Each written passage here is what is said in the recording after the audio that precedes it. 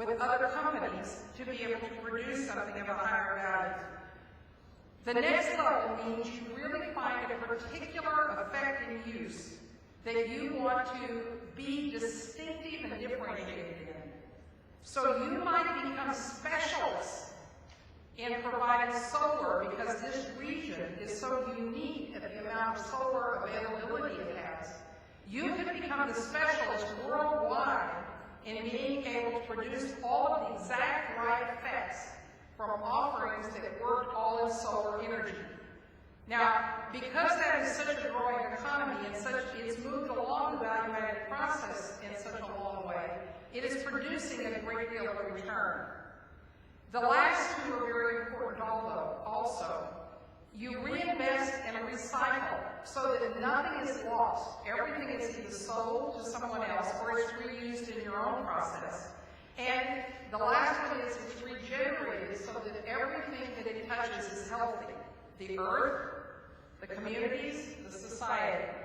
So the idea is to start to look at this as a way to move along the process. I want to give you one quick example here. I'm going to go back to my Gore example, WL Gore and the tetrafluorine ethylene. It is a product which, when they first bought it, was only being used to coat things because it had such a unique quality. But Gore knew they could move along further, and so they moved into manufacturing it, where what they began to do is make some cables for bridges and for tires.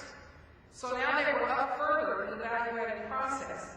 They approximately 4 times the amount of earnings they were able to receive for just selling a raw material or a coating. So it's significantly different to be able to move along this value-added chain and this value-added process. They also moved eventually into microwave membranes, where they were able to combine resins and some of the TFE together so that they could produce an even higher quality product. You can do the same thing for food, where you manufacture some of it, or you even move all the way into meals and food preparation that is fully packaged and sold. Finally, what Gore was able to do and made it a really viable business was they were able to ask what is really the distinctiveness of this molecule that we have, and how can we modify it and make it something of great value.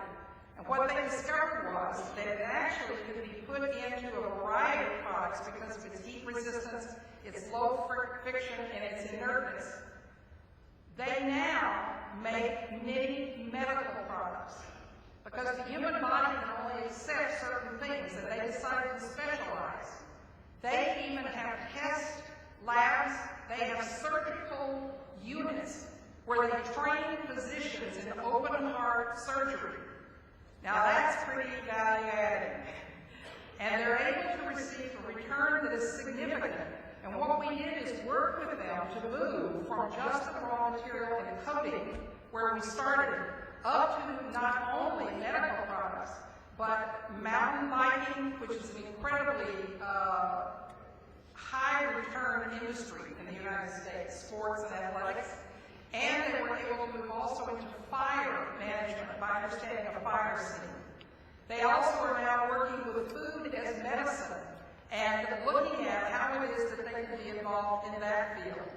So the key here, as it was earlier when I talked with you, is to be able to get the return on the initial investment of something like fruit or something like fresh produce.